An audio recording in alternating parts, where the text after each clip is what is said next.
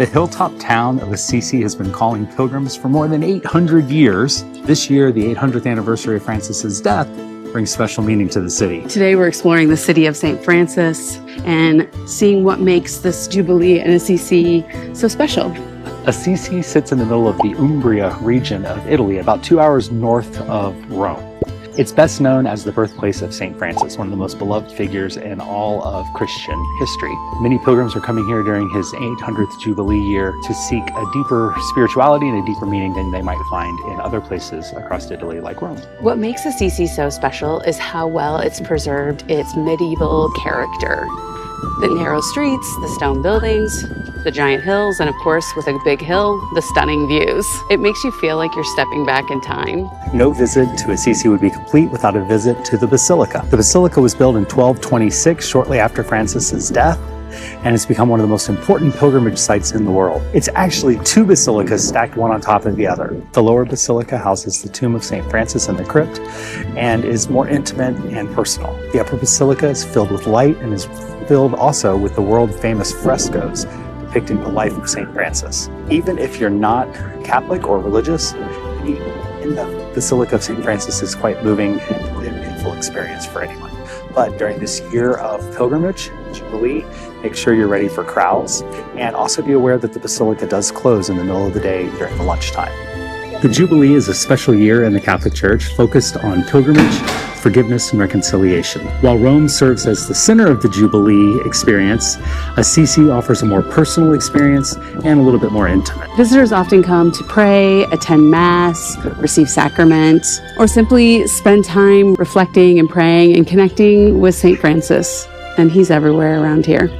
Expect larger crowds than normal, especially on weekends and major holidays. And on the week of August 6th, Pope Leo will be here in celebration of the Franciscan World Youth Day, so the crowds are going to be huge then as well. Getting here early in the morning really can make a big difference. While the Basilica of Saint Francis is the main attraction, there are several other important sites worth visiting too. The Basilica of Saint Clare houses the remains of Francis's close friend and fellow saint. San Damiano, located just outside the city walls, is where Francis famously heard Christ speak to him from a crucifix. If you're arriving in Assisi by train, make sure you allow plenty of time to get from the train station to the historic center of the city. It takes about 20 to 30 minutes by taxi, a little longer if you're using the bus. Spend at least a full day here, although a lot of visitors, including ourselves, wish we had more than a day. Forget going to Florence for leather. This is the place to go for leather. Not only are you going to get a good price, but you're going to see the people who make it. You could order in advance and have them make something custom for you. Our next tip is make sure you wear not only comfortable shoes, but shoes with a very good rubber sole, because you will slip if you don't have good traction.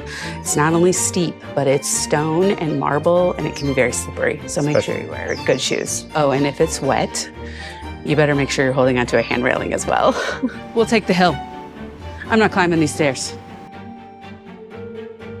Walk the hill slow and steady.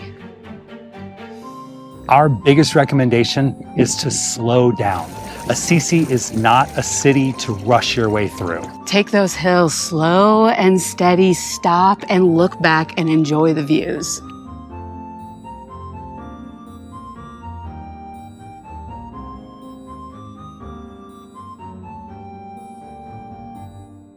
Whether you're making a Jubilee pilgrimage, exploring Italy's rich history, or simply looking for one of the country's most beautiful hill towns, Assisi offers an experience unlike anywhere else. It's a blend of art and history and faith and breathtaking scenery that just blows your mind. It's one of those places that I think is highly underrated, and I'm so glad we're here. And let us know in the comments, what's the most memorable place you've ever visited that really surprised you, whether it be in Italy or anywhere. Thanks for watching. Make sure you check out our entire playlist for places across Italy that we visited, and our Via di Francesco playlist as we walk from Assisi to Rome.